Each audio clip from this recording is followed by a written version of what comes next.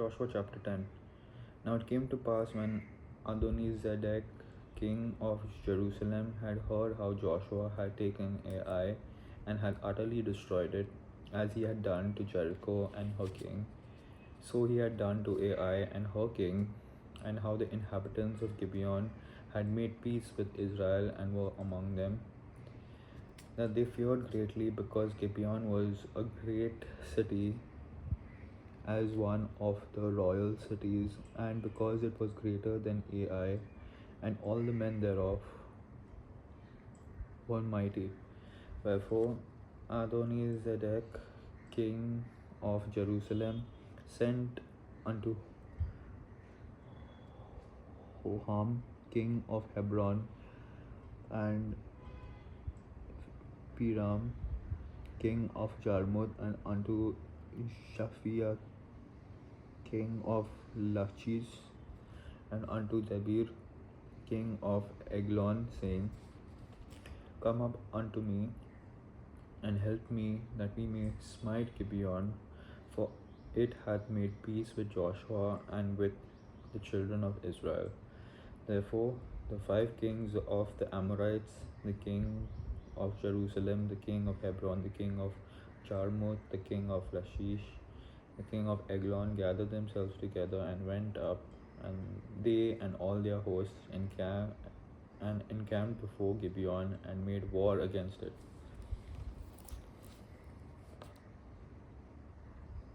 Verse 5 again. Therefore the 5 kings of the Amorites, the king of Jerusalem, the king of Hebron, the king of Jarmuth, the king of Lachish, the king of Eglon, gathered themselves together and went up, they and all their hosts, and encamped before Gibeon, and made war against it.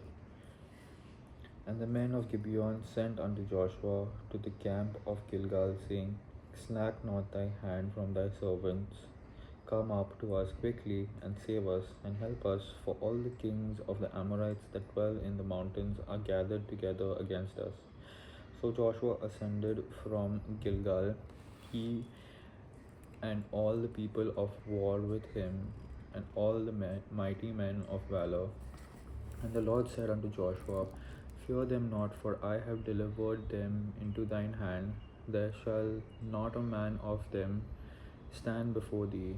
Joshua therefore came unto them suddenly, and went up from Gilgal all night. And the Lord discomfort was 10, and the Lord was 10, was 10.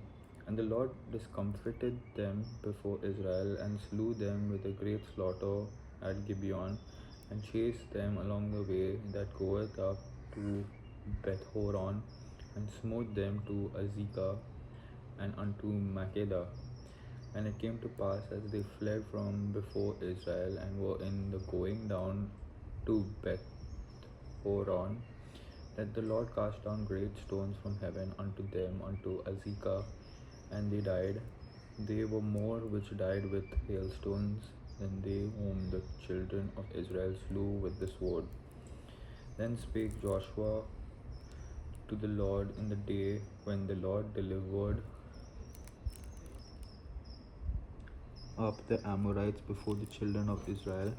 And he said in the sight of Israel, Sun, stand thou still upon Gibeon, and thou, moon, in the valley of Ajalon. And the sun stood still, and the moon stayed, until the people had avenged themselves upon their enemies. Is not this written in the book of Joshua? So the sun stood still in the midst of heaven, and hasted not to go down about a whole day.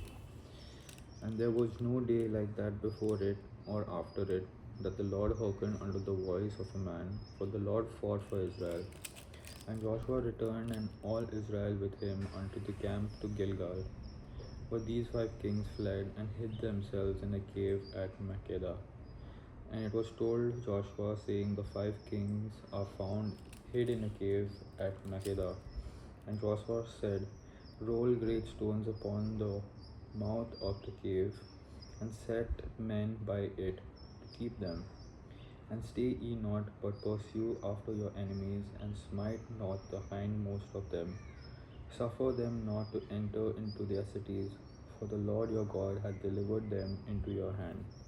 And it came to pass, when Joshua and the children of Israel had made an end of slaying them with a very great slaughter till they were consumed, that the rest which remained of them entered into fenced cities. And all the people returned to the camp to Joshua at Makeda in peace. None moved his tongue against any of the children of Israel. Then Joshua, verse 22, then said Joshua, open the mouth of the cave, and bring out those 5 kings unto me out of the cave. And they did so, and brought forth those 5 kings unto him out of the cave, the king of Jerusalem, the king of Hebron, the king of Jarmuth, the king of Lachish, and the king of Eglon. And it came to pass, when they brought out those kings unto Joshua, that Joshua called for all the men of Israel, and said unto the captains of the men of war which went with them, come near, put your feet upon the necks of these kings. And they came near, and put their feet upon the necks of them. And Joshua said unto them, fear not, nor be dismayed. Be strong and of good courage, for thus shall the Lord do to all your enemies against whom ye fight. Verse 25 again. And Joshua said unto them, fear not, nor be dismayed. Be strong and of good courage, for thus shall the Lord do to all your enemies against whom ye fight. And afterward Joshua smote them and slew them, and hanged them on 5 trees, and they were hanging upon the trees until the evening. And it came to pass at the time of the going down of the sun that Joshua commanded, and they took them down from off the trees, and cast them into the cave wherein they had been hid, and laid great stones in the cave's mouth, which remain until this day. And that day Joshua took Makeda, and smote it with the edge of the sword, and the king thereof he utterly destroyed them, and all the souls that were therein, and he let none remain. And he did to the king of Makeda as he did unto the king of Jericho. Then Joshua passed from Makeda, and all Israel with him, unto Libnah, and fought against Libnah. And the Lord delivered it also, and the king thereof, into the hand of Israel, and he smote it with the edge of the sword, and all the souls that were therein. He let none remain in it, but did unto the king thereof as he did unto the king of Jericho. And Joshua passed from Libnah, and all Israel with him, unto Lachish, and encamped against it, and fought against it.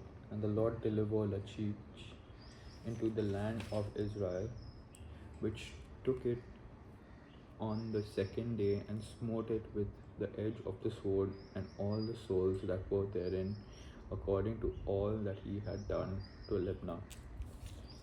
Then Horam king of Jazer came up to help Lachish, and Joshua smote him and his people until he had left him none remaining. And from Lachish Joshua passed unto Eglon, and all Israel with him, and they encamped against it, and fought against it. And they took it on that day, and smote it with the edge of the sword, and all the souls that were therein he utterly destroyed that day, according to all that he had done to Lachish. And Joshua went up from Eglon, and all Israel with him, unto Hebron, and they fought against it. And they took it, and smote it with the edge of the sword, and the king thereof, and all the cities thereof, and all the souls that were therein. He left none remaining, according to all that he had done to Eglon, but destroyed it utterly, and all the souls that were therein. And Joshua returned, and all Israel with him, to Debir, and fought against it. And he took it, and the king thereof, and all the cities thereof, and they smote them with the edge of the sword, and utterly destroyed all the souls that were therein.